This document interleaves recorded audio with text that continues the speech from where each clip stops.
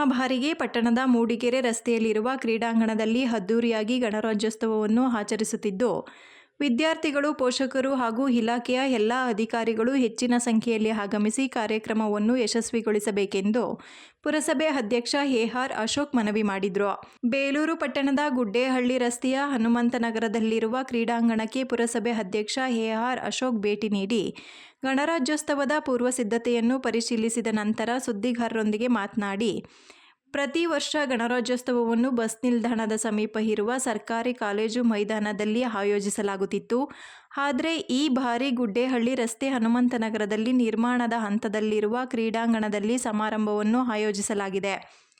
ಬೇಲೂರು ಪಟ್ಟಣದ ಹೊರವಲಯದಲ್ಲಿ ನೂತನ ಕ್ರೀಡಾಂಗಣದ ಬಗ್ಗೆ ವಿದ್ಯಾರ್ಥಿಗಳಿಗೆ ಹಾಗೂ ನಾಗರಿಕರಿಗೆ ಮಾಹಿತಿ ದೊರಕಬೇಕು ಎಂಬ ನಿಟ್ಟಿನಲ್ಲಿ ಹಾಗೂ ಆದಷ್ಟು ಬೇಗ ಲೋಕಾರ್ಪಣೆಗೊಳ್ಳಬೇಕು ಎಂಬ ಆಶಯದೊಂದಿಗೆ ಈ ಬಾರಿ ಗಣರಾಜ್ಯೋತ್ಸವ ಸಮಾರಂಭವನ್ನು ಹಮ್ಮಿಕೊಂಡಿದ್ದೇವೆ.